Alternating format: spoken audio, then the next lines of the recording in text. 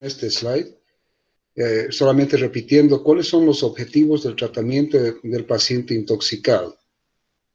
Habíamos dicho mantener los signos vitales, evitar una mayor absorción de la sustancia tóxica, favorecer la eliminación de esta, administrar antídotos específicos y evitar nuevas exposiciones. Básicamente eso busca el tratamiento del paciente intoxicado.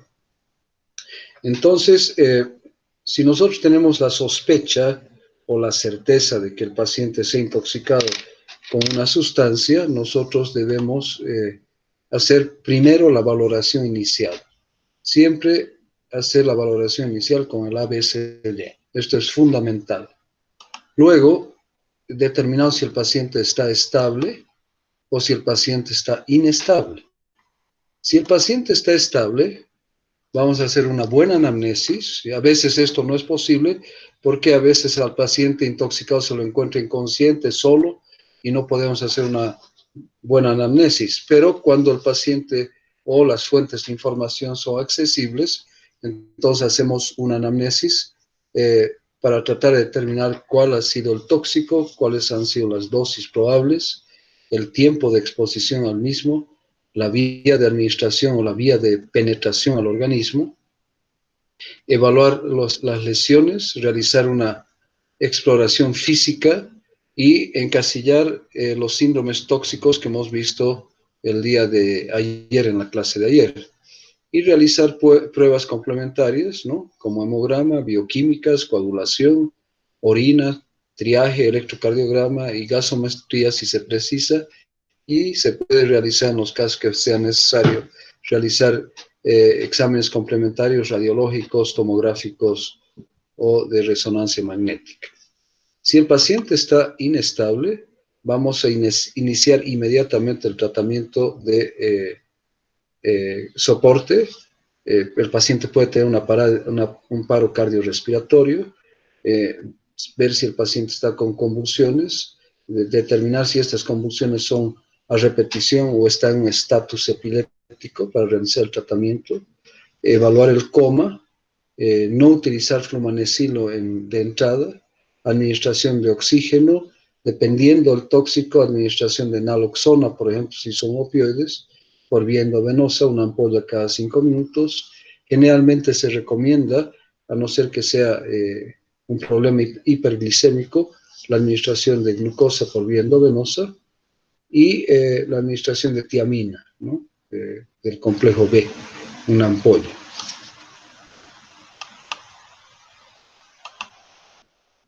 Bien, las medidas, dentro del tratamiento, las medidas de soporte y antídotos específicos, ¿no es cierto?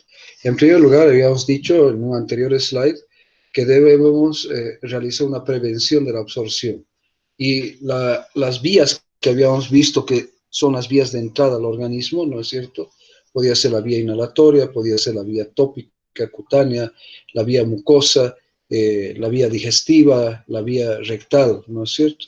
Entonces, en la prevención de la absorción, vamos a tratar de retirar al paciente del lugar donde está el tóxico en forma gaseosa o ha penetrado por vía inhalatoria. Si es cutánea y ocular, es decir, piel y mucosas, el lavado. Si es rectal, utilizar enemas. Si la vía de ingreso es digestiva, se debe realizar el vaciado gástrico. Esto siempre y cuando esté dentro de entre la primera y las 6 horas. Se puede utilizar carbón activado. El límite de este es entre 1 a 4 horas. El lavado intestinal se puede en algunos casos realizar endoscopía o cirugía si fuese el caso. Eso sería en relación a la prevención de la absorción o disminución de la absorción de la sustancia tóxica. Ya en el caso de eliminación del tóxico, por vía renal se puede realizar una diuresis forzada o por vía extrarrenal incluir todas las medidas que puedan ayudar a remover la sustancia tóxica al organismo. Se puede realizar una hemodiálisis, diálisis peritoneal, hemoperfusión, plasmaféresis y hasta una exsanguinotransfusión. El objetivo es eliminar el tóxico. ¿Cuáles son los criterios de ingreso del paciente intoxicado a la unidad de cuidados intensivos paciente en coma, paciente con depresión respiratoria. Ayer habíamos hablado, por ejemplo, que los órganos fosforados pueden provocar depresión respiratoria severa, o los opioides que también pueden provocar depresión respiratoria. También hemos dicho la combinación de depresores del sistema nervioso, como son la combinación de benzodiazepinas con otros depresores del sistema nervioso central, como es el etanol o otros fármacos utilizados a nivel del sistema nervioso central. El shock, la presencia de arritmias, ¿no? La presencia de edema agudo de pulmón, de trastornos de tipo cardiovascular, convulsiones, trastornos de la temperatura. Muchos de los pacientes, especialmente con estimulantes, con fármacos estimulantes como anfetaminas, con cocaína, etcétera, pueden tener y presentarse con hipertermia, o pacientes que tienen intoxicación con opioides, por ejemplo, pueden presentarse con hipotermia, ¿no? Otro criterio de ingreso es si la dosis del tóxico ha sido la dosis letal del mismo. Y pacientes que necesitan de diálisis y otras medidas especiales, o también la falta de respuesta al tratamiento, o pacientes que tengan una patología de base agravante del cuadro. Bien, ¿a qué se refieren las medidas de sostén? En primer lugar, protección de la vía aérea, y eso está en todos los casos de manejo de pacientes con trauma, pacientes con intoxicaciones, etc. Aquí vamos a revisar oxigenación y ventilación mecánica si es que fuese el caso. Hay pacientes que requieren de ventilación mecánica, y hay pacientes que requieren de suplementos de oxígeno. El tratamiento de las arritmias con benzodiazepinas o con antagonistas de los canales de calcio, si es que son supraventriculares, por ejemplo. Soporte hemodinámico, tratamiento de las convulsiones, generalmente con benzodiazepinas. Corrección de las anomalías de la temperatura, ya sea con la administración de salicilatos, como vamos a ver posteriormente, o medios físicos. Corrección de los trastornos metabólicos que puedan presentarse. Aquí también tenemos que referirnos al equilibrio de hidroelectrolítico, que es también importante. Cuando hablamos de la corrección de trastornos metabólicos, nos estamos refiriendo fundamentalmente a la acidosis metabólica, puede ser la alcalosis, pues más la acidosis, y prevención de complicaciones secundarias. Eso sería en cuanto a las medidas de sostén. En cuanto a las medidas generales, como en todo paciente que sufre un cuadro agudo, ya de cualquier tipo, lo primero es asegurar una vía venosa periférica. Esto es fundamental, es el punto de inicio, porque nos va a permitir como personal de salud y médicos el poder administrar distintos tipos de sustancias, ya sean de tipo correctiva, de tipo compensatoria, y también antídotos u otras sustancias que van a ir a actuar directamente en el cuadro de intoxicación. Valoración neurológica, ¿no? Ante un coma de etiología desconocida o sospecha de intoxicación, todo paciente debe recibir lo que habíamos dicho, suero glucosado al 50% por vía endovenosa y en bolo de 50 ml. Si hay hipoglucemia confirmada, se va a añadir, además de esta cantidad de suero glucosado, 20 ml también por vía endovenosa. La naloxona, hemos dicho generalmente en intoxicación por opioides u otros tipos, la naloxona por vía endovenosa, 0,4 miligramos en bolo, repetir cada 5 minutos, máximo de las dosis totales de 1 a 2 gramos, ¿no? Aquí creo que está mal. Ah, no, perdón, está bien, de 1,2 miligramos, está correcto, estaba viendo mal. El flumazenilo por vía endovenosa, 0,25 miligramos en bolo, y luego repetir cada minuto para llegar a un máximo de 2 miligramos, ¿no? Máximo de 2 miligramos de flumazenilo. Y ya lo habíamos visto a la tiamina por vía endovenosa, 100 miligramos. Esto es en relación al manejo general. Luego, control de la temperatura, ¿no? La hipotermia típica del etanol, ¿no es cierto? Hemos hablado de eso ayer. Hemos dicho que el intoxicado por etanol, o sea, por bebidas alcohólicas, va a ser un paciente que va a tener una vasodilatación periférica, pero va a tener una vasoconstricción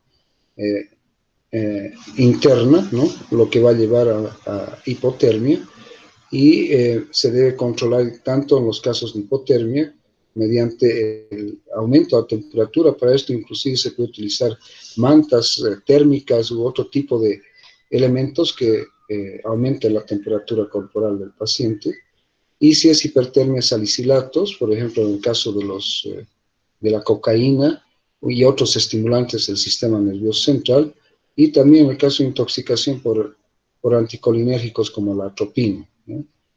Además de eso, medidas físicas, ¿no? Si fuese el caso de hipotermia, temperatura ambiente alta, manta convencional, y si fuese el caso de hipertermia, compresas frías en el cuello, axilas, ingles, y uso de ventilador respectivamente, ¿no? Entonces, el control de la temperatura es importante, tanto la hipo como la hipertermia. Bien, prevención de una mayor absorción del tóxico. Lo primero es la descontaminación del aparato digestivo, si es que la vía de ingreso de la sustancia tóxica, generalmente esto ocurre con los fármacos e inclusive con sustancias como organofosforados, cuando la intención de su uso es con fines suicidas, ¿no?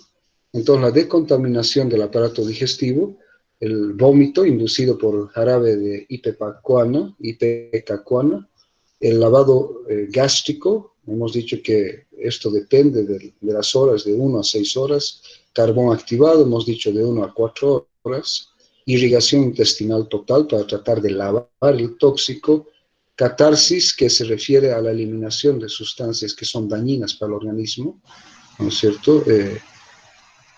Se puede utilizar dilución para lograr la eliminación, o sea, disminuir la concentración de la sustancia tóxica mediante la dilución, y en algunos casos la extracción endoscópica o quirúrgica del tóxico, ¿no es cierto?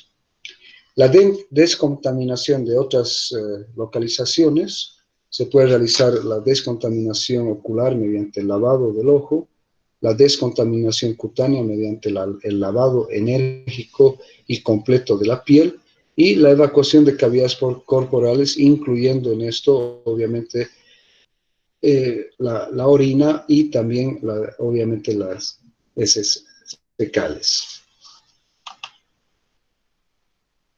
Bien, ¿cómo se incrementa la eliminación del tóxico, ¿no? Se puede administrar múltiples dosis de carbón activado, se puede forzar la diuresis, se puede modificar el pH urinario, por ejemplo, en el caso de una intoxicación por aspirina, por ácido acetil salicílico, mediante la administración de bicarbonato, con el fin de alcalinizar la orina y hacer de que el ácido acetil salicílico pase de ser liposoluble a ser hidrosoluble, ¿no? Eso ya hemos visto en las clases anteriores de farmacocinética, ¿no es cierto? La quelación, que es la utilización de sustancias que se combinan generalmente con los metales y facilitan su eliminación.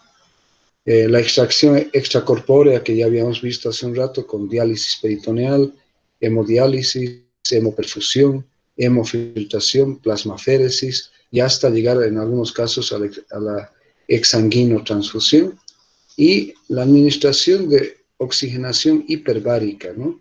Aparentemente esto es un tratamiento relativamente más moderno para ciertos tipos de intoxicaciones que funciona bastante bien. Bien, dentro del tratamiento, la utilización de quelantes, o también se denominan secuestrantes, ¿ya? Entonces, ¿qué es el quelante? Es una palabra que deriva del griego, que significa pinza o garras, ¿ya? Es decir, que tiene la capacidad de agarrar, de unirse a la sustancia tóxica. Entonces, es un producto químico que tiene la propiedad de combinarse con iones positivos bivalentes y trivalentes, formando compuestos estables. desprovistos de toxicidad y eliminables a través de la orina. Esto es fundamentalmente lo que hace el quelante, ¿ya? Entonces, producto químico que tiene la propiedad de combinarse con iones positivos, bivalentes y trivalentes, formando compuestos estables, desprovistos de toxicidad y eliminables a través de la orina. Por eso tal vez se le dio ese nombre en el griego, por las pinzas o garras que agarran, ¿no es cierto? Que pinzan, agarran al tóxico. Estos quelantes compiten con metales por grupos reactivos fisiológicos, evitando o revirtiendo los efectos tóxicos e incrementando su excreción por la orina, como habíamos dicho, ¿no es cierto? Entonces, los quelantes son importantes en intoxicaciones por, generalmente hemos dicho, metales. Entonces, vamos a ver aquí este cuadro, ¿no?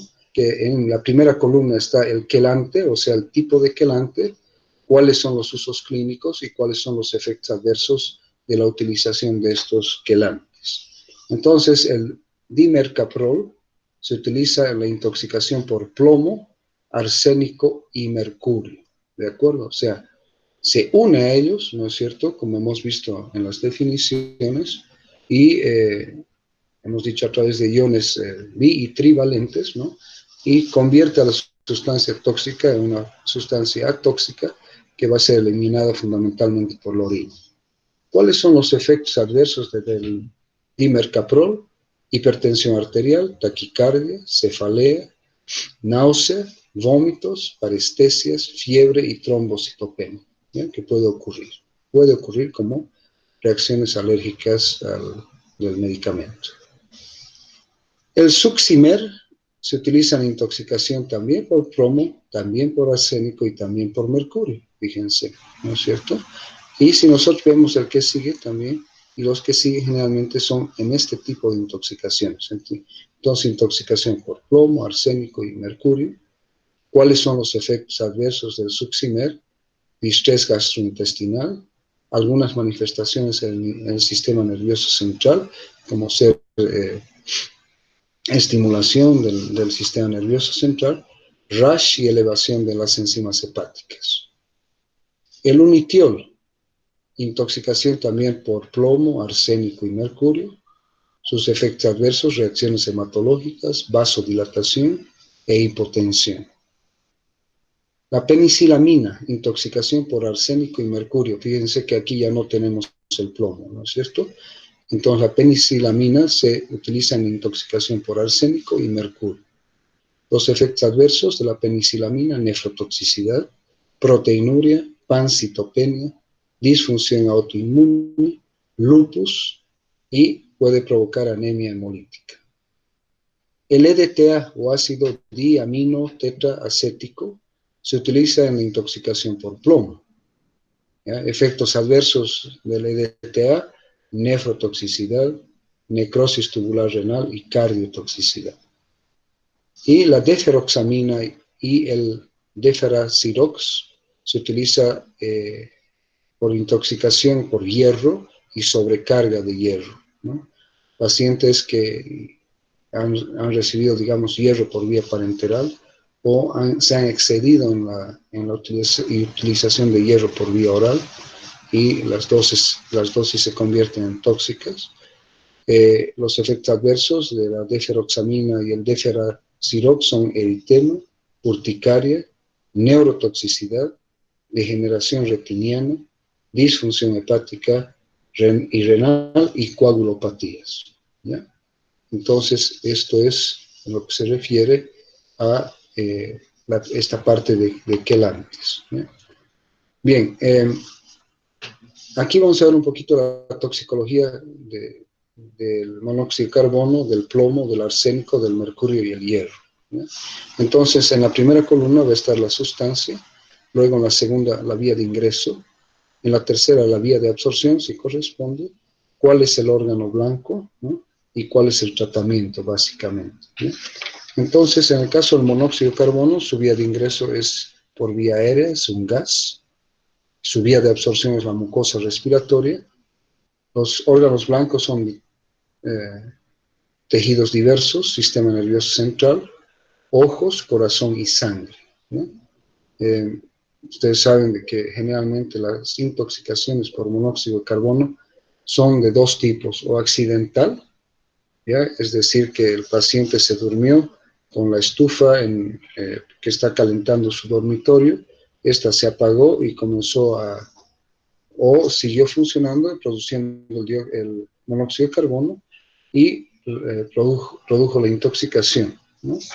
Entonces, y la otra es la intoxicación por monóxido de carbono con fines suicidas, ¿no es cierto? Ya esto es más dramático, es la persona que planifica su suicidio, que va y se encierra en su auto, conecta el tubo de escape al habitáculo del pasajero en el auto, cierra las ventanas herméticamente y se suicida utilizando monóxido de carbono.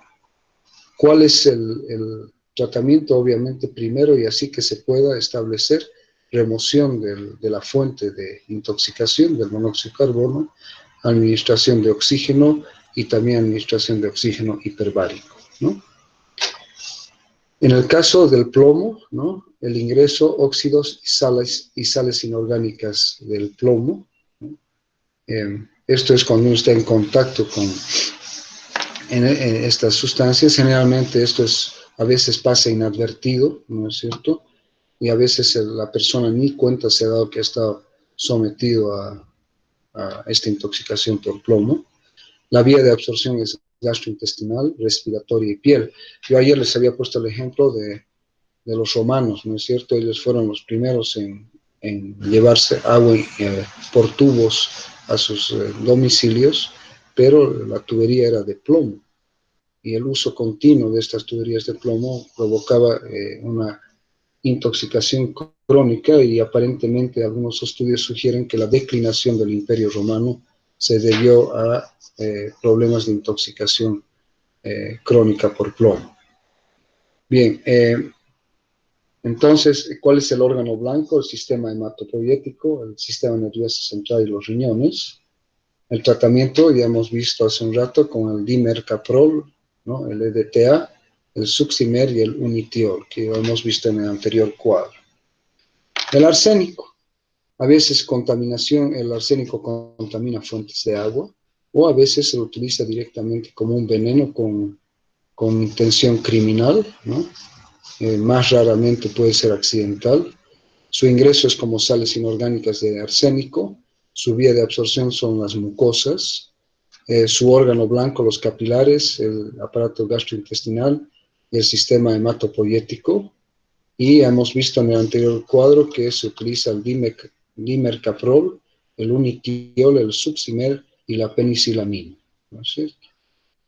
En el caso del mercurio, su vía de ingreso es en forma elemental, como sales inorgánicas. Puede ser por vía inhalatoria o por vía gastrointestinal.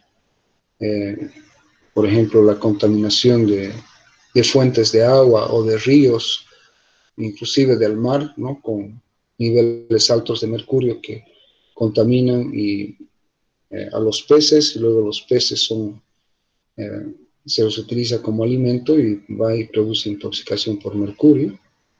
El órgano blanco, el sistema nervioso central, los riñones y el aparato digestivo, gastrointestinal, y ya habíamos visto en el anterior cuadro su tratamiento con dimercaprol, unitiol, succimer y penicilamina, ¿no? Similar al arsénico. Y el hierro, generalmente como suplementos de hierro, ¿no? A veces la causa más importante de intoxicación por hierro es cuando se administra el hierro por vía parenteral, pero a veces en forma accidental un niño que agarra y se toma un frasco de suplementos de hierro, o el paciente adulto que va tomando en forma exagerada el hierro, y puede llevar a una intoxicación crónica. Por vía parenteral es una intoxicación aguda, por vía oral generalmente la intoxicación es de tipo crónico.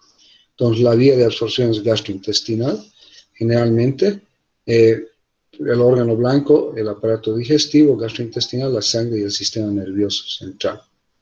Tratamiento ya hemos visto con la deferoxamina y el deferacirox, ¿no es cierto? Bien, entonces los cuadros son los cuadros didácticos que los elaboré yo para que les facilite el aprendizaje en relación a a esta parte del tema. Bien, antídotos, ¿ya? ¿Qué son los antídotos? Son sustancias que antagonizan el efecto de otra sustancia, básicamente, ¿ya? Entonces, los antídotos, ustedes han escuchado, yo creo, siempre de los antídotos para los venenos, ¿no es cierto? Y el veneno es una sustancia tóxica, ¿no es cierto? O el antídoto para la picadura de araña, o el antídoto para la picadura de serpiente, ¿no es cierto?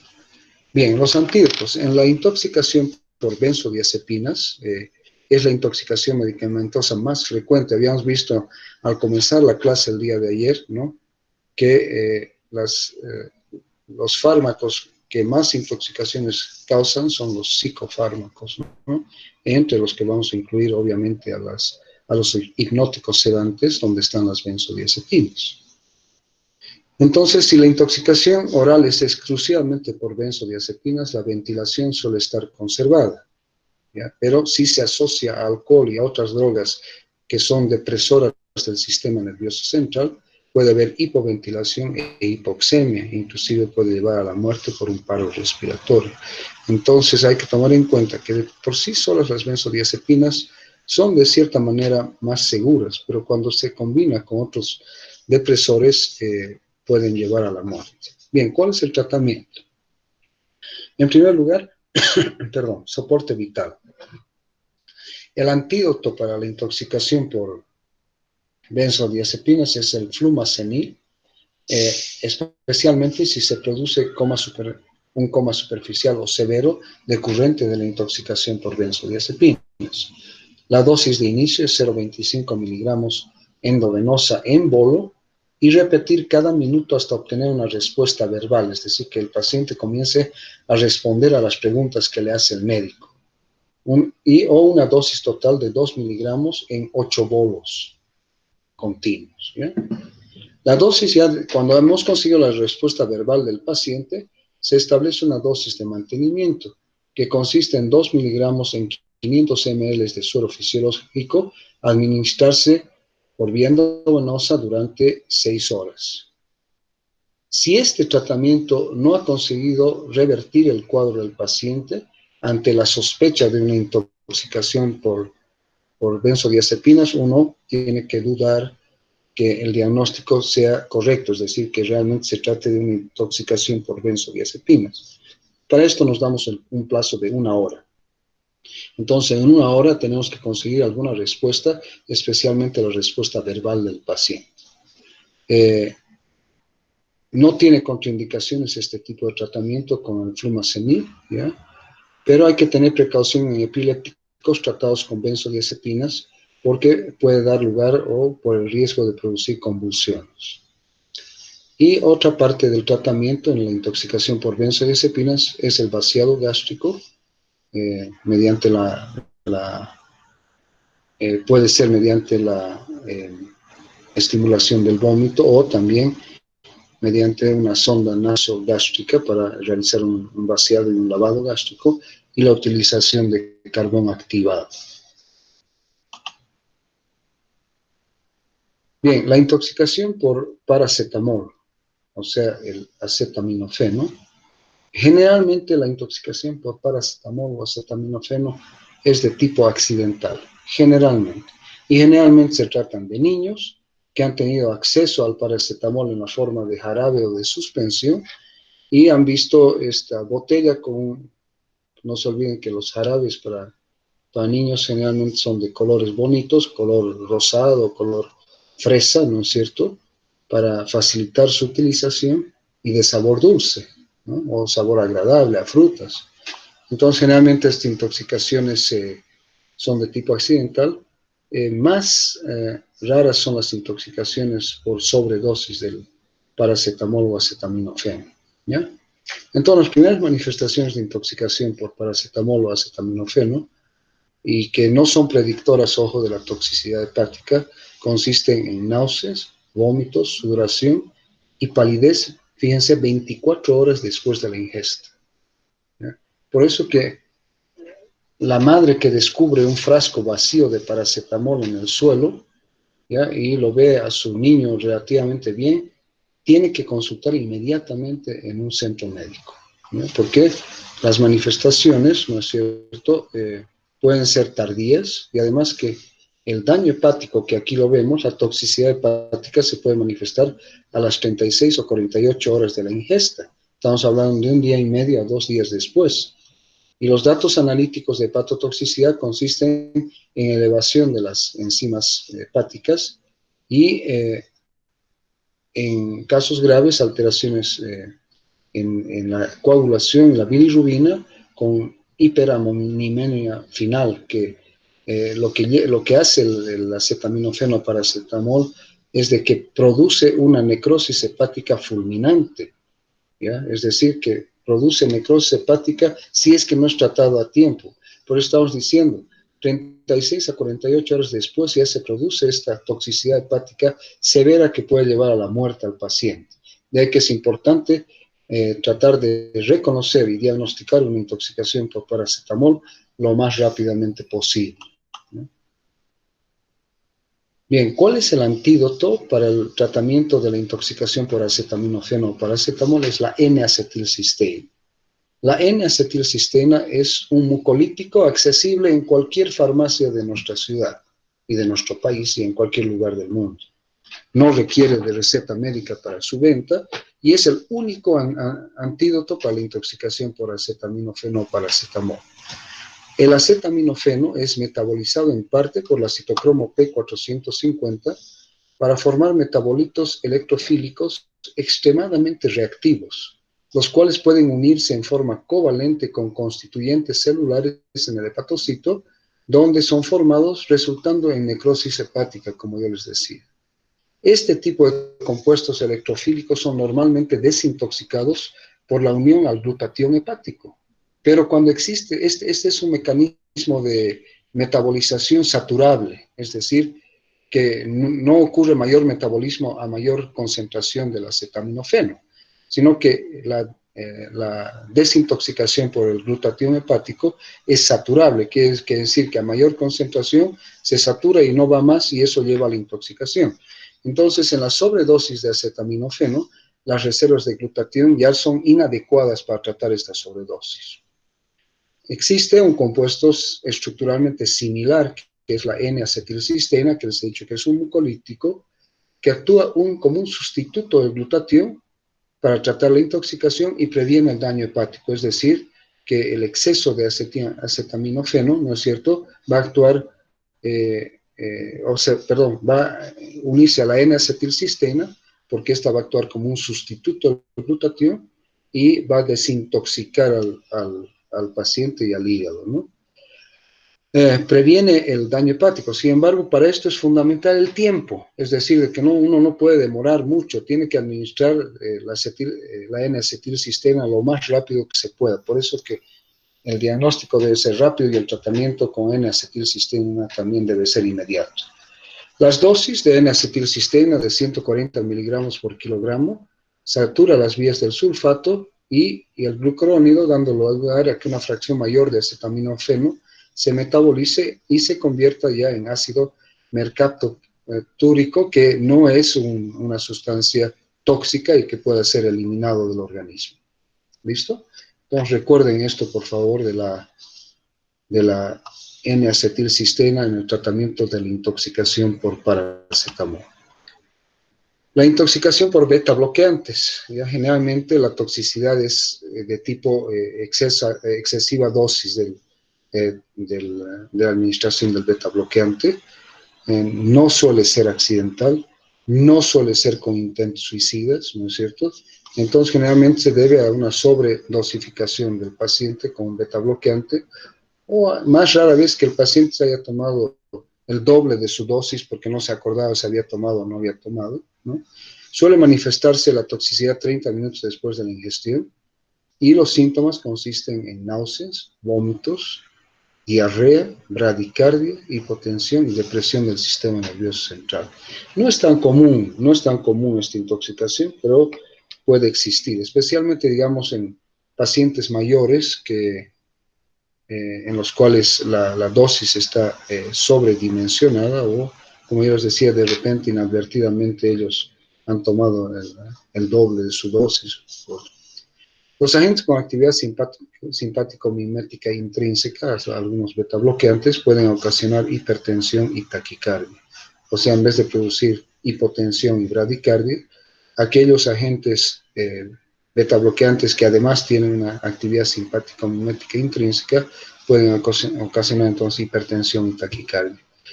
Puede haber, los beta-bloqueantes pueden producir broncoespasmo y edema pulmonar.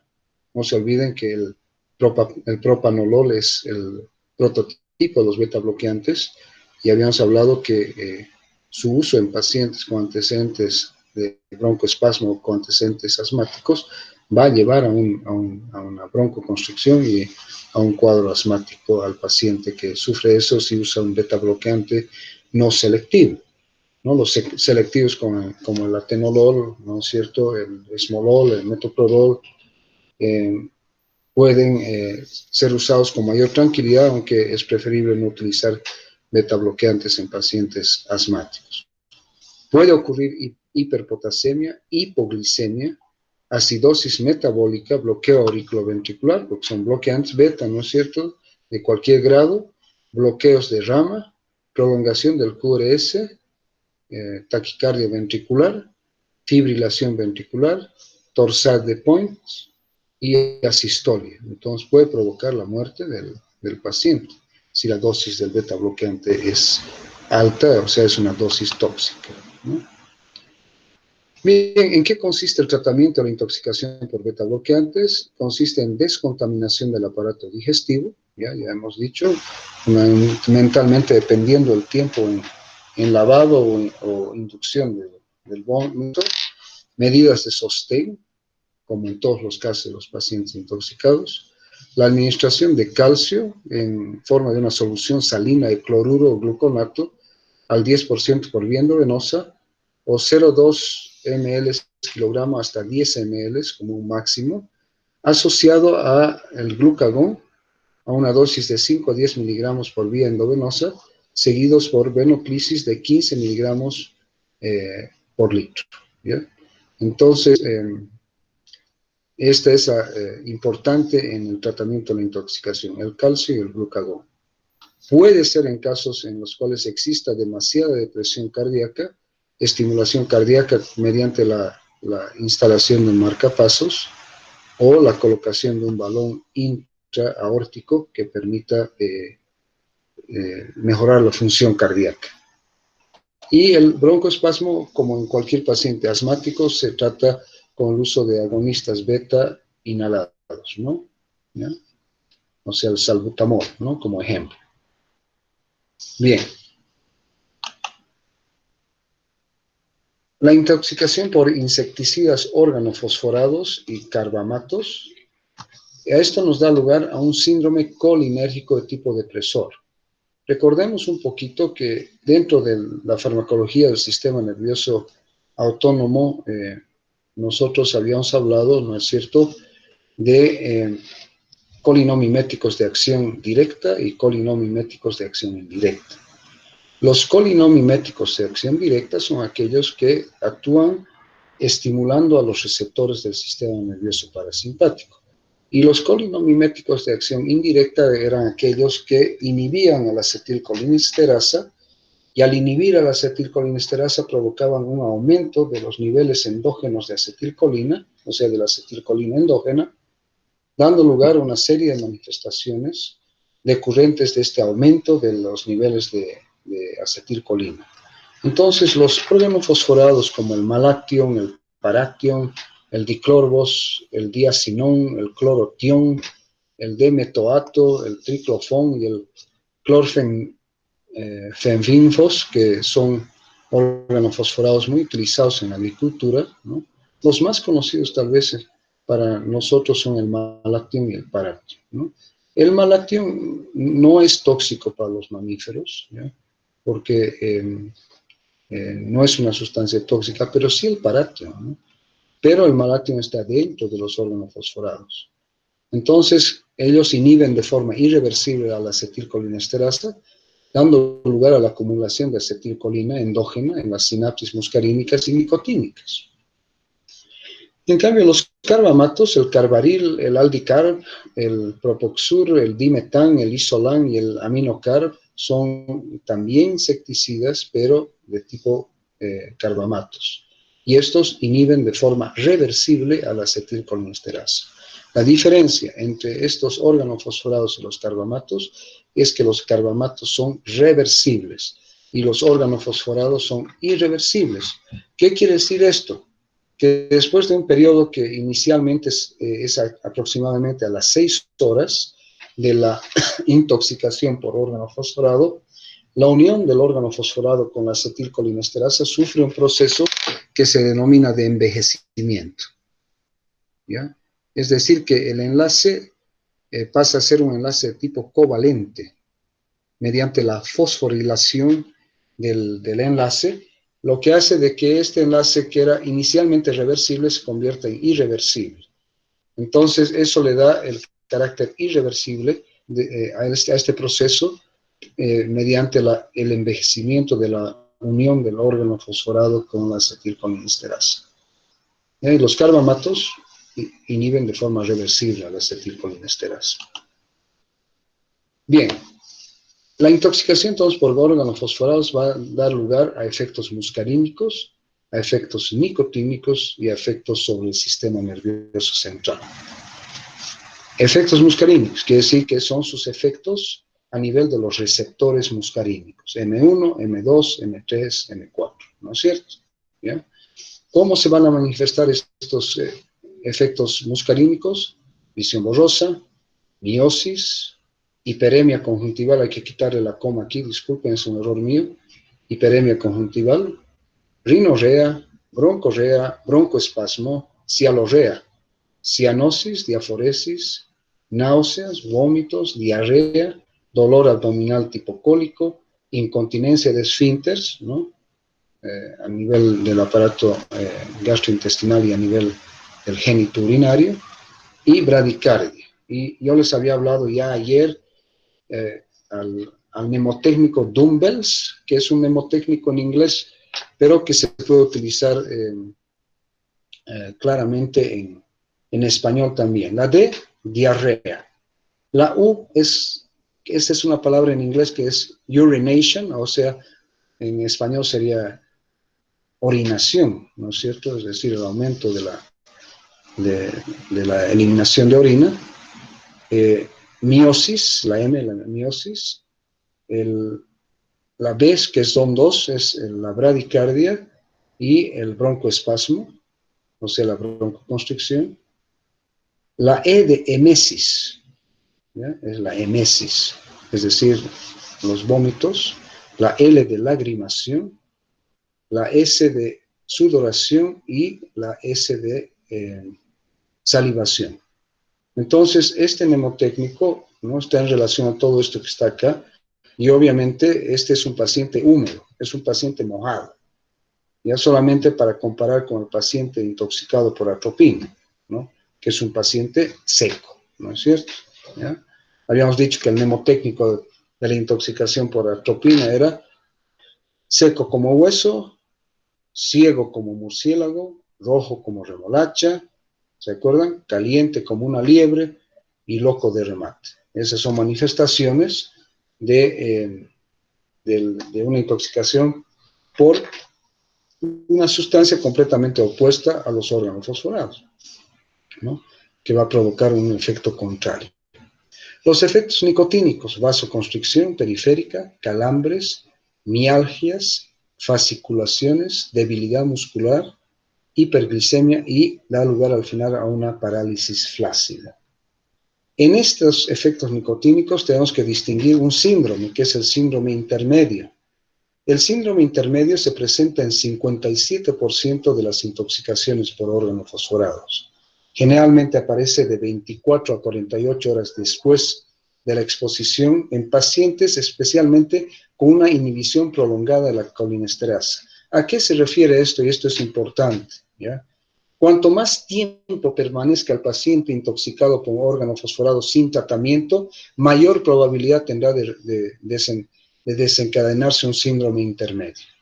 En cambio, si el paciente es tratado rápidamente, o sea, lo más brevemente posible, entonces el síndrome intermedio no se va a desarrollar. ¿Por qué se caracteriza el síndrome intermedio? Por debilidad y a veces por parálisis de los músculos proximales de extremidades, especialmente los flexores del cuello, de la lengua, de la faringe y de los músculos respiratorios, y de algunos pares craneales, especialmente el sexto par craneal. ¿Ya? Entonces, recordar que el síndrome intermedio se presenta de 1 a 2 días después de la exposición a los pacientes, especialmente si estos han estado con una inhibición prolongada de la colinesterasa, o sea, son pacientes a los cuales no se los ha tratado rápidamente.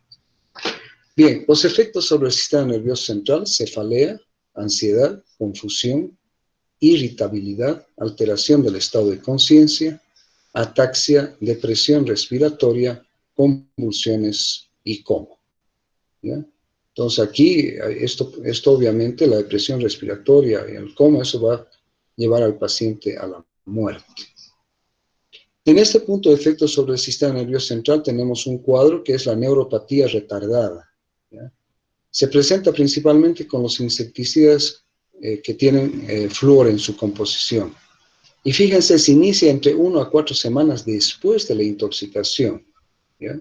O sea, después de la exposición al tóxico. Afecta a una enzima axonal conocida como la estereasa neurotóxica y a un aumento del calcio intracelular que lleva a una degeneración del axón. Entonces, ¿qué va a ocurrir? Se va a presentar como una neuropatía motora flácida ascendente, es decir, que comienza a paralizarse de los pies hacia arriba, llegando a los músculos respiratorios. ¿Ya? El gran problema con esta neuropatía retardada es que se puede conseguir su rehabilitación completa en algunos casos, dependiendo del grado de daño axonal, con una rehabilitación enérgica, continua, y se puede conseguir una rehabilitación ya sea parcial o total en 6 a 12 meses de rehabilitación. Y entonces fíjense la importancia, y en nuestro país, infelizmente, el manejo de insecticidas organofosforados se lo realiza prácticamente sin precauciones. Y ustedes ven, esto es muy, muy propio del uso de estos insecticidas organofosforados en las áreas tropicales de Bolivia. Y si nosotros pensamos y decimos, las 2/3 partes de Bolivia son tropicales, entonces vemos de la magnitud del problema de la utilización de este tipo de sustancias. Bien, entonces la intoxicación por organofosforados es un toxindrome, ¿no? Muscarínico y nicotínico, o toxodrome, como hemos visto ayer, muscarínico y nicotínico, porque va a afectar tanto a los receptores muscarínicos y nicotínicos, porque lo que ocurre es un incremento desmesurado de los niveles de acetilcolina endógena que van a provocar una estimulación continua de los receptores muscarínicos y nicotínicos. En primer lugar, ¿cuál es el tratamiento? El lavado de las superficies expuestas, ¿ya? Quitado la ropa, el paciente se lo tiene que desnudar. Luego, lavado enérgico con una manguera con alta presión, con agua y jabón, y la descontaminación digestiva en caso de ingestión seguida de carbón activado. Pero esta descontaminación de la piel y de las mucosas, ¿no?, del cuerpo es sumamente importante.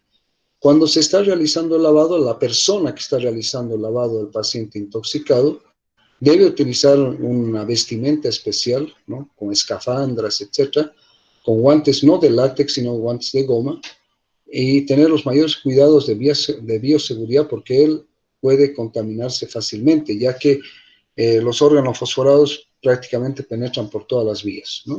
El manejo de la ropa debe ser en bolsas especiales y desecharlas también en lugares destinados especialmente para estas ropas contaminadas. Bien, ¿cuáles son el tratamiento cuando hay manifestaciones muscarínicas? ¿No? El tratamiento se realiza con un anticolinérgico como es la atropina. Pero la atropina solo funciona en las manifestaciones muscarínicas, no funciona en las manifestaciones nicotínicas. Entonces se administra atropina, que es un anticolinérgico, 2 miligramos a 5 miligramos por vía endovenosa cada 3 a 5 minutos, fíjense, cada 3 a 5 minutos, hasta lograr una atropinización completa. Y cuando el paciente está, prácticamente uno llega a la intoxicación por atropina, ¿no? Entonces ahí vemos que el paciente tenemos que evaluarlo cuando está atropinizado, por decir midriasis, sequedad de boca, disminución de la actividad intestinal, ¿no? Entonces eso nos hace ya dar, son datos que nos permiten establecer que el paciente está intoxicándose con la atropina y que hemos logrado la atropinización completa, ¿ya? Una vez que se ha conseguido esto, se suspende, ¿no?, la administración de la atropina y se espera, ¿no es cierto?, hasta que todas estas manifestaciones de intoxicación atropínica o de atropinización completa vayan disminuyendo. Es decir, que ya no haya midriasis, que ya haya mucosas húmedas, ¿no? Entonces ahí podemos volver a administrarlo. La atropina en los casos de intoxicación por órganos fosforados puede llegar a ser durante 15 días, es prolongado. Esta es la parte aguda. Para las manifestaciones nicotínicas se utilizan lo que se denomina regeneradores de la colinesterasa. Entre estos está la pralidoxima, ¿ya? Se administra, es un grupo de fármacos regeneradores de la colinesterasa que se conocen con el nombre de oximas. El más utilizado es la pralidoxima. En la bibliografía ustedes van a encontrar informaciones a veces discordantes en cuanto a cuál es el lapso de tiempo en el cual se debería utilizar los regeneradores de la colinesterasa. Se deben utilizar antes de que se produzca el envejecimiento del órgano de la unión órgano fosforado con la acetilcolinesterasa. Entonces se maneja, digamos, hasta las primeras 6 horas, ¿ya? Puede ser más allá porque diferentes enlaces se van a ir uniendo con los receptores en diferentes tiempos, pero generalmente se debe utilizar dentro de las primeras 6 horas, ¿ya? Entonces, la pralidoxima, 1 a 2 gramos en adultos por vía endovenosa y 20 a 40 miligramos kilogramo endovenoso en niños en un periodo de 15 a 30 minutos.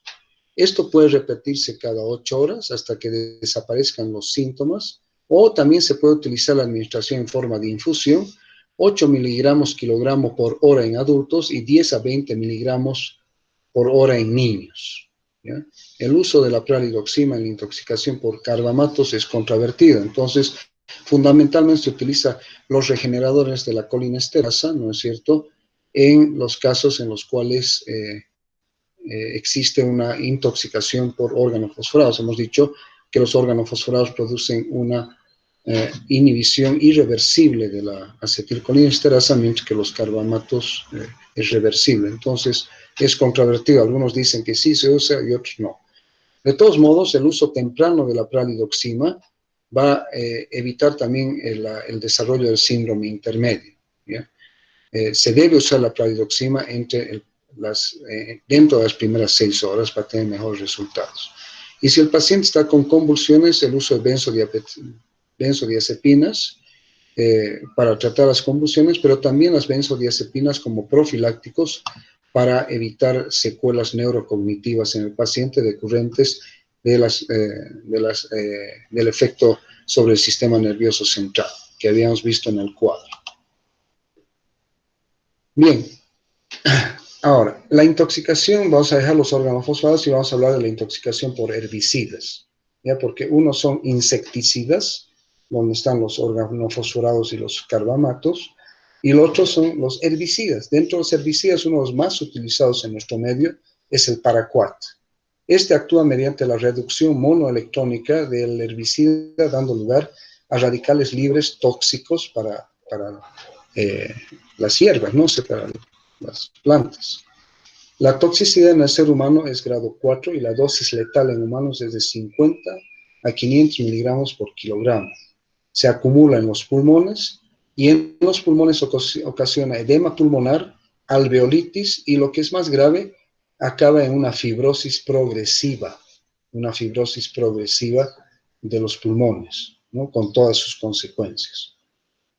Los primeros signos de intoxicación por paraquat son hematemesis, es decir, heces, hematemesis y heces sanguinolentas.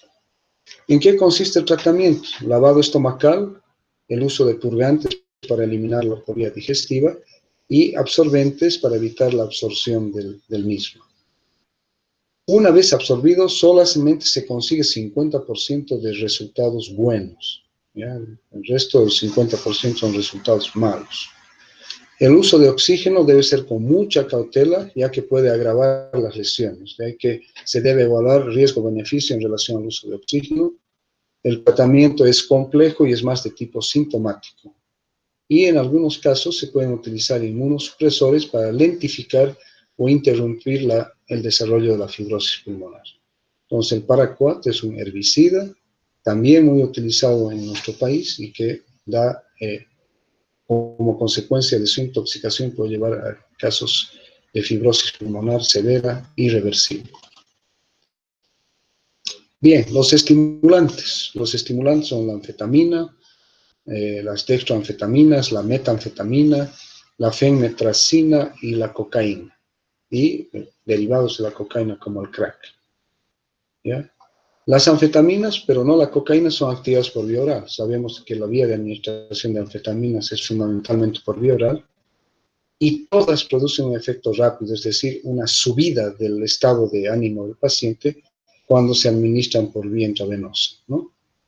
La cocaína se administra, y eso todos lo sabemos, mediante la jalada por vía intranasal o mediante la inyección endovenosa o la fumada, ¿no? Mediante, en su forma de base libre.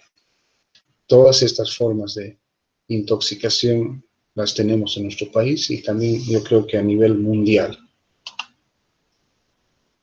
Bien, el crack cuando se fuma provoca una estimulación profunda y rápida de breve duración, por eso que tal vez es una de las formas de cocaína más utilizadas por su estimulación rápida, profunda y corta. A veces se toman combinaciones de crack y heroína para regular el efecto estimulante y prolongar el periodo de euforia. La rápida desaparición de la euforia, que se denomina el crash o bajón, a menudo provoca ansiedad causante de una elevada tasa de adicción entre sus consumidores. ¿Qué quiere decir? Que como se produce el crash o el bajón, vuelven a utilizarla y vuelven a utilizarla y eso lleva entonces a intoxicación por esta sustancia. Bien, las anfetaminas, las fenilpropanolaminas, que ya están prohibidas, ¿no es cierto? Ya no se las utiliza. Y la cocaína son los agentes más comúnmente utilizados, pero las fenilpropanolaminas ya no tanto. Las anfetaminas sí se usan, pero felizmente hoy en día se las expende bajo receta controlada. Entonces eso es una gran cosa, pero obviamente que se las puede conseguir en lo que se denomina el mercado negro y son utilizadas de esa manera. Sus manifestaciones son náuseas, vómitos, diarrea, calambres abdominales, irritabilidad, confusión, delirio, euforia, alucinaciones auditivas y visuales. Pueden tener temblores, hiperreflexia, convulsiones, palpitaciones, taquicardia, hipertensión y pueden llevar a arritmias severas a nivel del corazón. Pueden producir colapso cardiovascular. ¿Ya? Entonces, fíjense que son manifestaciones de intoxicación por estos estimulantes, las anfetaminas y la cocaína. Los síntomas simpático-miméticos, no nos olvidemos que todas estas sustancias son estimulantes del sistema nervioso simpático, ¿no es cierto?, en forma indirecta, ¿ya? En el caso de la cocaína, ¿no? Y en el caso de las anfetaminas, por un aumento en la secreción de los neurotransmisores simpáticos, ¿no? Los síntomas entonces simpático-miméticos consisten en pupilas dilatadas, midriáticas, sequedad de la boca, palidez, pudefacción cutánea y taquipnea.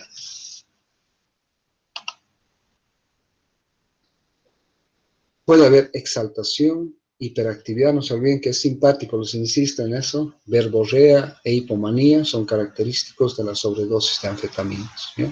A menudo existe taquicardia, midriasis, insomnio, anorexia e hipertensión, ¿no? ¿Por qué pichean coca los choferes de camión o los trabajadores aquí? Porque entre uno de los efectos es que les quita el sueño, les quita el hambre, ¿no es cierto?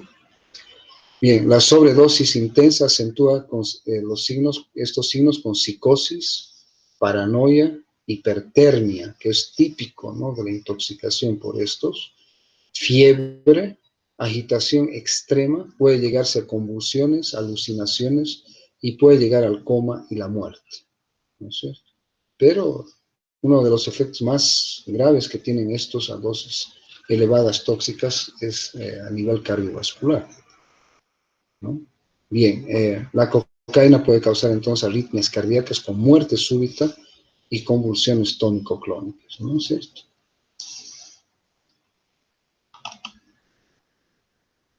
Bien, ¿cuál es el tratamiento para esos estimulantes? Entonces, medidas de sostén, como hemos visto desde el principio cuando hemos empezado con el tratamiento. Se debe realizar un enfriamiento del paciente, porque hemos dicho que puede cursar con hipertermia y con fiebre, mediante el uso de salicilatos y medios físicos, que ya habíamos hablado. Si el paciente presenta convulsiones, el uso de benzodiazepinas por vía endovenosa, como el diazepam, a 5 a 10 miligramos, o el midazolam de 2 a 10 miligramos. ¿Ya? El haloperidol y el droperidol deben evitarse por su efecto anticolinérgico. Si tiene un efecto anticolinérgico, va a dificultar el enfriamiento del paciente, porque va a impedir la disminución de la temperatura corporal, y más bien es extremadamente riesgoso porque estos pacientes ya cursan con hipertermia y tenemos que enfriarlos, ¿no es cierto?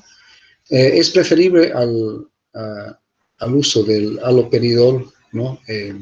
Y el droperidol, el uso de neurolépticos. Hay algunos errores, van a disculpar, de escritura más que todo, de neurolépticos atípicos como la olanzapina, ¿ya? La olanzapina funciona mejor entonces que el haloperidol y el droperidol porque permite el enfriamiento del paciente. 10 miligramos por vía intramuscular o por vía oral cada 2 horas, hasta que los síntomas y signos del paciente hayan disminuido. Si hay hipertensión arterial, es mejor utilizar la fentolamina, ¿no? La fentolamina es el prototipo de los bloqueantes alfa, ¿no es cierto? Se administra 1 miligramo, es decir, 0,1 ml de la fentolamina por vía endovenosa, a un ritmo de 21 ml por hora, o, si fuese el caso, la utilización de nitroglicerina, 15 microgramos por minuto a un ritmo de 21 ml por hora. Fíjense que en ambos casos son 21 ml por hora. Entonces, en los casos de que hay hipertensión arterial decurrente de los estimulantes, es preferible la fentolamina o la nitroglicerina. En las arritmias supraventriculares, utilizar benzodiazepinas o antagonistas de los canales de calcio como el verapamilo y el diltiazem, que ya les había mencionado anteriormente. Si las arritmias son ventriculares, el uso de antiarrítmicos como la lidocaína y bicarbonato de sodio a una dosis de 1 a 2 mililitros por kilogramo por vía endovenosa, porque hemos dicho que pueden haber arritmias ventriculares, ¿no es cierto?, bastante severas y pueden llevar a la muerte al paciente. Si es que hay un síndrome coronario agudo, no se olviden que el sistema nervioso simpático, vasoconstricción, el uso de benzodiazepinas, o también el uso de nitroglicerina sublingual o también endovenosa, y el uso de antiagregantes plaquetarios, ¿no es cierto?, porque esto puede llevar al infarto de miocardio. Y recordar que cada vez es más común la muerte debido a combinaciones de los efectos de diversas drogas, es decir, lo que se llaman los famosos cócteles de drogas, ¿no?, en que el paciente utiliza varias drogas al mismo tiempo. Bien, intoxicación por antidepresivos. ¿Ya? En este grupo de fármacos obviamente se encuentran los antidepresivos tricíclicos y los inhibidores de la monoaminoxidasa, MAO. ¿Cuáles son los síntomas y signos de sobredosis? Los tricíclicos causan síntomas 12 horas después de la ingestión recién y predominan sus efectos anticolinérgicos, ¿no? Hay que recordar que no solamente la atropina y sus derivados tienen efectos anticolinérgicos, muchos fármacos, ¿ya? Y dentro de algunos están los antidepresivos que tienen efectos anticolinérgicos, pero también algunos antialérgicos comúnmente utilizados como la difenhidramina o la clorfeniramina también tienen efectos anticolinérgicos, ¿no? Entonces, estos tricíclicos tienen fundamentalmente efectos anticolinérgicos. ¿Cuáles son las manifestaciones del sistema nervioso central en intoxicación por antidepresivos? Intranquilidad, excitación, hiperreflexia, midriasis, mioclonía, confusión y alucinaciones. ¿Cómo ocurre esta intoxicación por antidepresivos? Puede ser accidental, ¿no es cierto? Es decir, causado por una sobredosis inadvertida de ellos. O también puede ser con intentos suicidas, ¿no? Es decir, la persona que quiere suicidarse y utiliza estos antidepresivos para suicidarse. Bien, ¿qué ocurre si las dosis son más elevadas de las que estamos hablando? Puede haber convulsiones y coma, ¿ya? Y en la sobredosis de inhibidores de la monoaminoxidasa, es posible que sus efectos máximos no se produzcan hasta pasar las 24 horas. Eso habíamos dicho al comenzar. Tratamiento. En este caso está contraindicado el vómito inducido por la ipecacuana, que habíamos visto, ¿no? Está indicado el lavado gástrico en caso de ingestión reciente. Eso está en función a horas, ¿no es cierto? Y el carbón activado y los catáricos para su eliminación. Catáricos, hemos dicho, cualquier sustancia que facilita la eliminación de algo que produce daño al organismo, ¿no es cierto? ¿Ya? Pero obviamente que la palabra catarsis se puede utilizar en psicología, en literatura, en todo, en varios. Pero aquí, desde el punto de vista médico, es la eliminación de sustancias tóxicas o dañinas para el organismo, ¿ya? Inclusive la salida de pus por una sonda abdominal colocada después de una cirugía de una apendicitis aguda, se refiere a la salida, al débito por la sonda como catáresis positiva, ¿no? Entonces, pero en este caso, los catáricos para facilitar la eliminación de los antidepresivos. La hipertermia puede requerir un tratamiento enérgico, ¿ya? No existe, y esto es lo malo de los antidepresivos, un antídoto específico para cada forma de antidepresivo. Ya que si ustedes se fijan, el tratamiento, uno busca limitar o eliminar la absorción del antidepresivo, que a veces es muy difícil, ¿no? Tratamiento de la hipertermia, ya sea farmacológica o físicamente, y medidas de soporte y tratamiento sintomático hasta revertir el cuadro. Bien, entonces, recordar que la intoxicación por tricíclicos es potencialmente muy grave. Las dosis tóxicas se dan con 10 a 20 miligramos por kilogramo, es decir, de 700 miligramos a 1.4 gramos del fármaco, y a partir de 20 miligramos kilogramo la dosis es potencialmente mortal. Entonces, si ustedes dicen 20 miligramos por kilogramo, pucha, estamos hablando probablemente de un intento suicida con estos fármacos, ¿no? Porque es difícil pensar que la administración en forma terapéutica llegue a 20 miligramos kilogramo la dosis, ¿ya? Entonces, el cuadro clínico, sospechar ante un coma superficial, con manifestaciones anticolinérgicas, sequedad de boca, midriasis, ¿no es cierto? Disminución de los ruidos intestinales, constipación, retención urinaria, bradicardia, etc., ¿no? Y la presencia de convulsiones y hallazgos electrocardiográficos compatibles, ¿no? La cardiotoxicidad se manifiesta por hipotensión, taquicardia sinusal hasta arritmias graves, el síndrome anticolinérgico típico de la intoxicación por atropina, la neurotoxicidad con desorientación, agitación, delirio y puede acabar en convulsiones. ¿Cuál es el tratamiento? Entonces, el tratamiento, como siempre, soporte vital con oxígeno y suero glucosado, inclusive el uso de oxígeno hiperbárico puede utilizarse en este caso.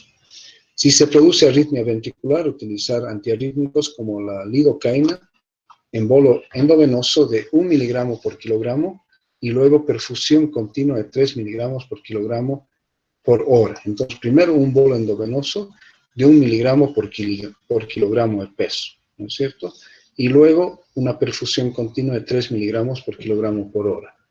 La inducción del vómito si no está obnubilado el paciente, pero también habíamos dicho de que es mejor no inducir al vómito y es preferible utilizar el carbón activado con vaciado gástrico. Si se producen convulsiones, el anticonvulsionante más versátil de todos es el diazepam. 10 miligramos endovenoso, ¿no?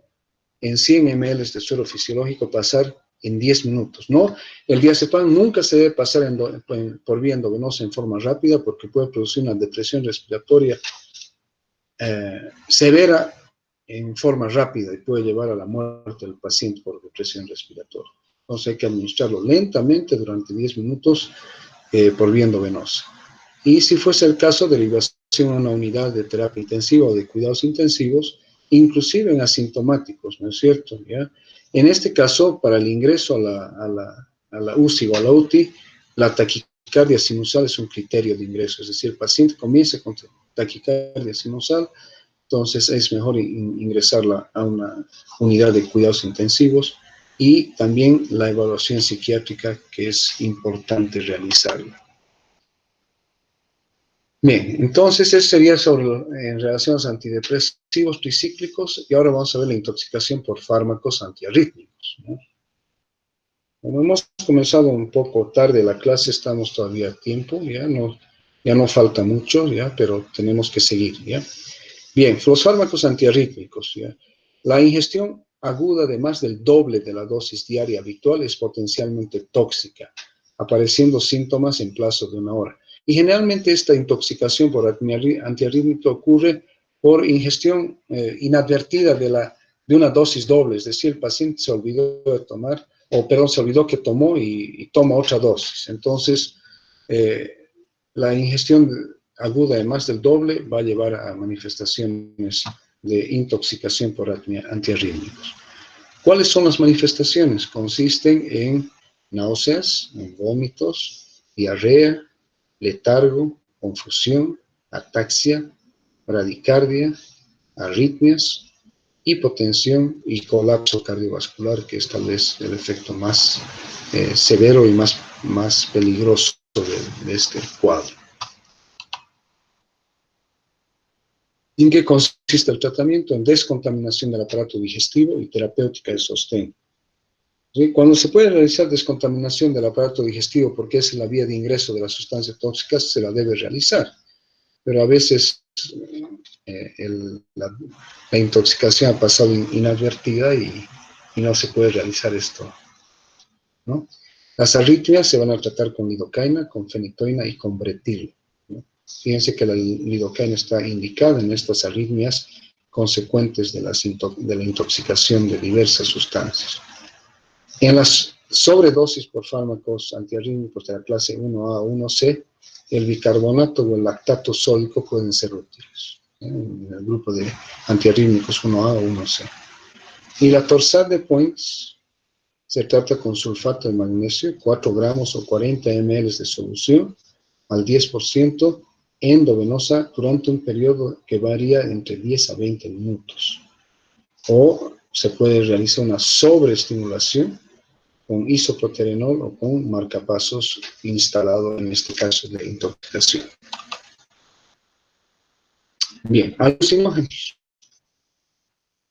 En este grupo de los alucinógenos se encuentran sustancias que generalmente son de uso ilegal, ¿no es cierto? Ahí tenemos la dietilamida del ácido lisérgico, el LSD, el 2,5-dimetoxi-4-metilanfetamina, que también es una sustancia que puede causar toxicidad.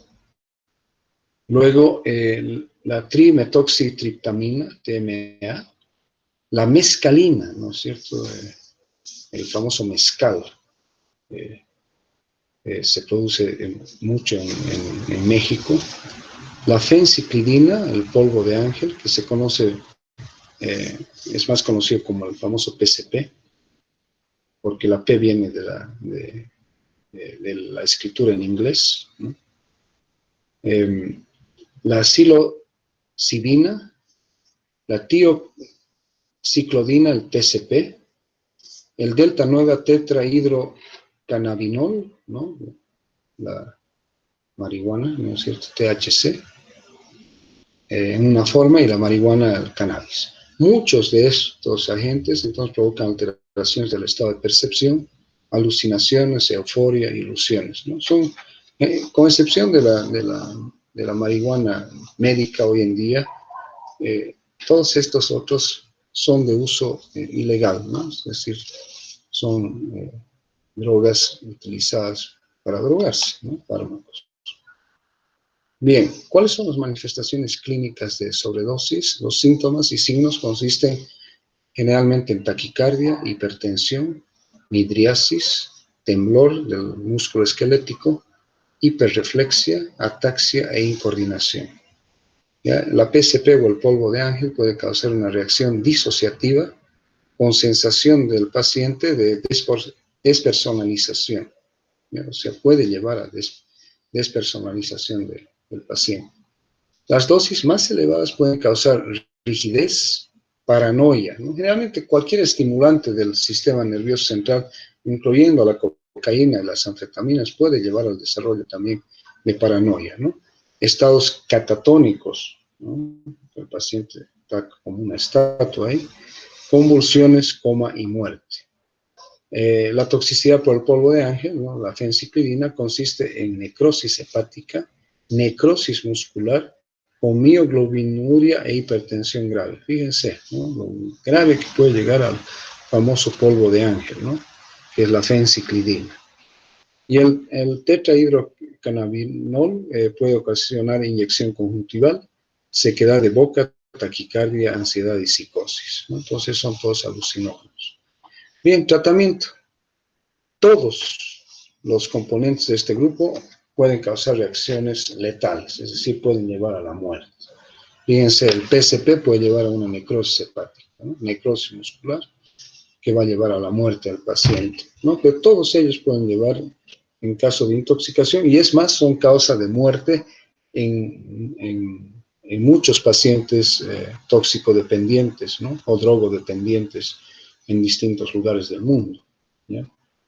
Bien, ¿qué se utiliza? Los fármacos más útiles para contrarrestar sus efectos son las benzodiazepinas y las butirofenonas, el haloperidol, que habíamos dicho que no se debe utilizar en la intoxicación por otros estimulantes del sistema nervioso central, como la cocaína y las anfetaminas, porque tiene efectos antimuscarínicos que hemos dicho que impiden la disminución de la temperatura corporal. Bien, la intoxicación por etanol, el alcohol, ¿no? La intoxicación alcohólica. ¿Ya? El diagnóstico generalmente es clínico, hay que descartar hipoglicemia y traumatismo craneal, ¿no? El paciente intoxicado por bebida es un paciente en el cual puede dar lugar a una confusión, a un coma hipoglicémico o a un TEC, ¿no? ¿Cuál es la dosis tóxica? 1 gramo por litro de etanol puro. Recuerden que en las clases de farmacocinética se les ha mencionado el metabolismo de primer orden y de orden cero, ¿no es cierto? En el caso del alcohol, del etanol, el mecanismo metabólico de depuración, de metabolización del etanol es saturable, ¿ya? Es decir, que se satura y no ocurre mayor metabolismo a una mayor dosis del etanol. Y al ser saturable, eso va a llevar, cuando se excede la capacidad metabólica del hígado para metabolizar las dosis de trago que uno ingiere, va a llevar a la intoxicación, ¿ya? Por eso decimos, esto es una cosa aparte, que el mejor bebedor no es el bebedor que toma más etanol, más trago, sino es el mejor bebedor es aquel que mama más, ¿no es cierto? Que sabe cómo beber, ¿ya? Que va tomando trago poco a poco y va distrayendo a sus compañeros de farra, ¿no es cierto? ¿Ya? Entonces, al ser saturable puede llevar, cuando tú excedes la capacidad metabólica, en vez de tomar una dosis de whisky por hora o una copa de vino por hora o un vaso de cerveza por hora, agarras y te tomas 10 vasos de cerveza en una hora, o 5 whiskies en una hora y así sigues, obviamente que vas a acabar intoxicado, porque es un metabolismo saturado. Entonces, tratamiento de la intoxicación por etanol, o sea, por trago, soporte vital, fundamental, ¿ya? Inclusive el paciente puede tener que entrar a la unidad de terapia intensiva. Es muy tradicional que cuando la persona está borracha o está controlada, le dicen, tómate un café, ¿ya? El café, a través de la cafeína, son estimulantes del sistema nervioso central.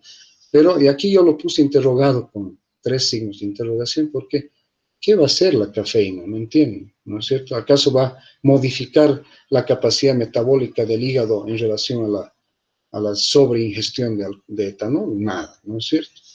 Se puede administrar tiamina por vía intramuscular, 100 miligramos, y si hay desnutrición severa o sospecha de etilismo crónico, se debe continuar con 100 miligramos por vía intramuscular continuamente, ¿no? Porque esto ya es en pacientes alcohólicos. Y luego 100 miligramos día, ¿no? Por vía intramuscular durante 3 días, que previene la encefalopatía de Wernicke, que se caracteriza por una encefalopatía con confusión, oftalmoplegia y ataxia, ¿ya? Entonces, eso es en casos de pacientes con etilismo crónico y cuadros de intoxicación alcohólica y desnutrición. Bien, la digoxina. La digoxina es un fármaco inotrópico positivo, hemos dicho, utilizado en ciertas formas de insuficiencia cardíaca crónica. Sin embargo, el gran problema con este fármaco, los digitálicos, es de que su margen de seguridad es extremadamente pequeño. La dosis terapéutica a veces es la dosis tóxica prácticamente. O cuando uno quiere realizar una digitalización de carga rápida, uno a veces llega a niveles de intoxicación porque ya les he dicho que las dosis, la ventana terapéutica es muy estrecha. Entonces la dosis terapéutica es o está muy cercana a la dosis tóxica. Entonces, a veces, aunque por increíble que les parezca, se utiliza la digoxina con intentos suicidas, ¿no? Pero generalmente la intoxicación médica es decurrente de la utilización terapéutica de la digoxina, especialmente cuando uno quiere conseguir un efecto rápido y se utiliza el sistema de carga rápida de digoxina para conseguir un efecto inotrópico rápidamente. Pero hay casos en los cuales se utiliza la digoxina con propósitos suicidas, ¿ya? Entonces, la descontaminación del aparato digestivo se realiza con cuidado para evitar la estimulación vagal. Se administran dosis repetidas de carbón activado y se trata la hiperpotasemia con cayexalato, poliestireno de sulfato de sodio, o se pueden utilizar otras resinas de intercambio iónico para facilitar la hiperpotasemia. Se puede utilizar insulina y glucosa dependiendo del caso. Puede necesitarse atropina y también en algunos casos la estimulación eléctrica, ¿no? Cuando hay intoxicación. Bien, para el tratamiento de intoxicación aguda existen anticuerpos antiglucosídicos cardíacos que se llaman FABs, fragmentos FABs, ¿no? La dosificación de estos anticuerpos antiglucósidos cardíacos viene en viales de 40 miligramos y se calcula dividiendo la dosis ingerida de la digoxina en miligramos entre 0,6 miligramos por vial. Si se desconocen las dosis de dioxina administrada y los niveles séricos, entonces se debe administrar 5 o 10 viales en el adulto para actuar con estos anticuerpos contra los antiglucósidos cardíacos y removerlos, ¿no es cierto?, del organismo, ¿ya? Entonces, esos son los anticuerpos antiglucósidos cardíacos. Bien. Estos anticuerpos, entonces, pueden unirse a las drogas en el suero y en el líquido extracelular y redistribuir la droga fuera de los tejidos, incluyendo a los tejidos blancos para la intoxicación. Estos anticuerpos, conocidos como FAB, ¿no?, se administran en fragmentos de 50 kilodaltons y son usados en vez que el uso de 150 kilodaltons de inmunoglobulina G intacta. Es menos inmunogénica y puede ser excretada, ¿ya?, junto a la droga unida a ella en la orina. ¿Dónde se producen estos anticuerpos antiglucosídicos? Son producidos en ovejas y son muy útiles en la intoxicación aguda por digoxina, ¿ya? Entonces, recordar entonces la utilización de fragmentos FAB, ¿no?, anticuerpos antiglucósidos para las intoxicaciones agudas por digoxina. Bien, y para ir terminando, ya, vamos a ver algunos cuadros, ya. En esta columna, la primera columna va a estar el tóxico y a este otro lado el antídoto. Entonces, solo recordando algunos, acetaminofeno, la acetilcisteína, N-acetilcisteína que hemos visto, antes de 8 a 10 horas de la intoxicación. Por eso que el reconocer la intoxicación por acetaminofeno tiene que ser lo más rápidamente posible. Ya les he dicho que a veces ocurre por ingestión accidental en niños, entonces hay que actuar rápidamente porque si no va a llevar a necrosis hepática. En los inhibidores de la colinesterasa, para las manifestaciones muscarínicas, hemos dicho el uso de la atropina, y para las manifestaciones nicotínicas hemos hablado de la pralidoxima, ¿no es cierto? Aquí están órganos fosforados, pralidoxima. Yo les había manifestado que es mejor utilizarlas dentro de las primeras 6 horas, ya para tener más resultados. Pero se puede extender esto inclusive a un día, ¿ya? En el caso de drogas cardiotóxicas, quinidina, antidepresivos tricíclicos, se utiliza como antídoto al bicarbonato de sodio, ¿ya? En el caso de intoxicaciones por flúor y bloqueadores de los canales de calcio, se debe utilizar el calcio. En las sales de hierro ya hemos dicho la deferoxamina fundamentalmente.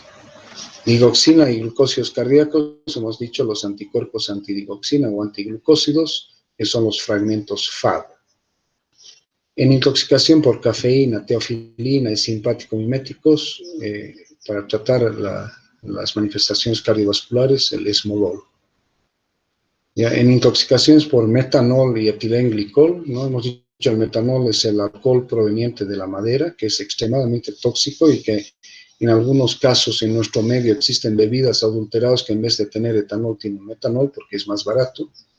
O en los casos de el etilenglicol, que es utilizado como refrigerante en los radiadores de los autos, y el antídoto es el etanol o el fomepisole, ¿ya?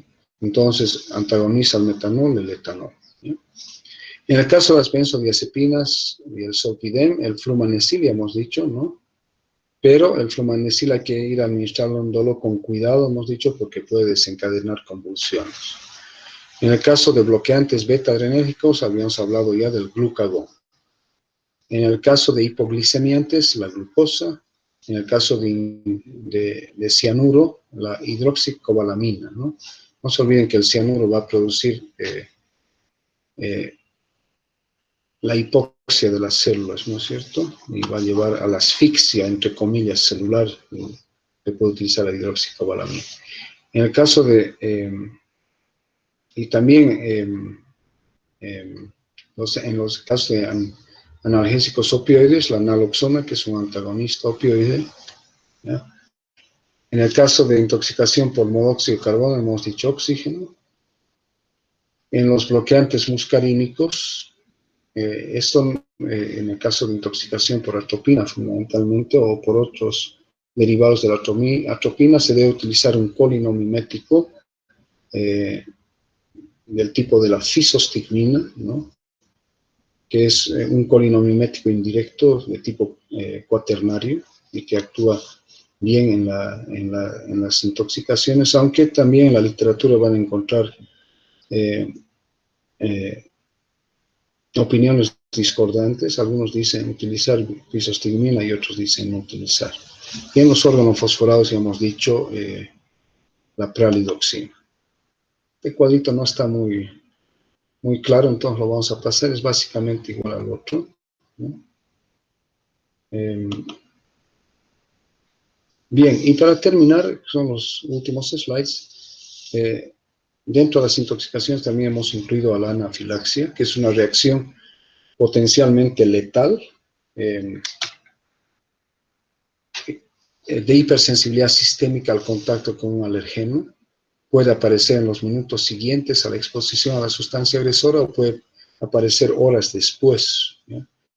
Generalmente para que ocurra anafilaxia tiene que existir una sensibilización previa, ¿ya? Sus manifestaciones consisten en dificultad respiratoria, prurito, urticaria, hinchazón de mucosas, trastornos digestivos con náuseas, vómitos, dolor y diarrea y colapso vascular, que esto es lo más importante, es decir, el paciente se puede morir por esto. Los alérgenos causantes más comunes son proteínas como antisueros, hormonas, extractos de polen, veneno de himenóptera, alimentos, fármacos. Hemos visto que a la anafilaxia le tenemos mucho miedo cuando se administran penicilinas. Y agentes diagnósticos, por ejemplo, cuando se va a hacer una tomografía computarizada con contraste, ¿ya? Estos medios de contraste pueden causar anafilaxia en algunos pacientes. Bien, las manifestaciones clínicas, ¿no es cierto? El tiempo de comienzo es variable, aunque los síntomas pueden ocurrir en segundos o minutos. Por eso que cuando uno, por ejemplo, inyecta una penicilina a un paciente, le debe pedir que se quede por lo menos 15 minutos en el centro clínico o médico donde se ha administrado la penicilina para poder actuar, si fuese el caso, en una anafilaxia. Las manifestaciones respiratorias, edema de mucosas, estridores, sibilancias, cardiovasculares, taquicardia, hipotensión, y cutáneas, prurito, urticaria, angioedema, ¿no es cierto?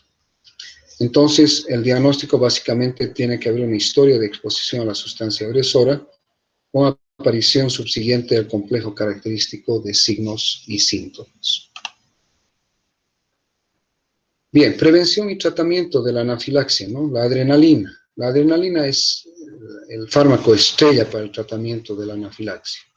0,2 a 0,5 ml de solución de 1 en 1000 subcutáneo, con dosis repetidas e intervalos de 3 minutos según sea necesario. No se olviden que la adrenalina va a prevenir y tratar el colapso vascular y las manifestaciones de la anafilaxia, especialmente a nivel respiratorio, el angioedema, etc., ¿no? Venoclisis de adrenalina en solución de 1 en 50.000 para tratar la hipotensión, colapso vascular. Líquidos y expansores de volumen intravascular, antihistamínicos tales como la difenhidramina 50 a 80 miligramos intramuscular o endovenoso, los kits de anafilaxia que llevan las personas que son, por ejemplo, alérgicas a la picadura de abejas, por ejemplo, llevan básicamente una ampolla de adrenalina, ¿no? Y una ampolla de difenhidramina, o a veces inclusive en comprimidos de difenhidramina, para que el paciente administre la adrenalina inmediatamente sienta las manifestaciones de esta y utilice tanto la adrenalina como la difenhidramina.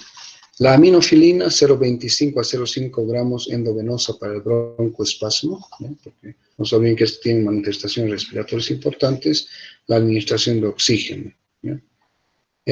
Los glucocorticoides por vía endovenosa no son útiles para las manifestaciones agudas, pero ayudan a controlar la hipotensión o el broncoespasmo persistentes. Entonces, el manejo del paciente con anafilaxia básicamente se hace con adrenalina, con difenhidramina, si fuese el caso, aminofilina y oxígeno.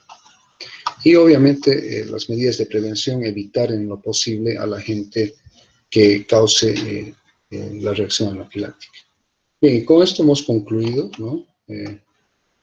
Y perdona nuestra letra, dicen los médicos, así como nosotros perdonamos a los que se automedican.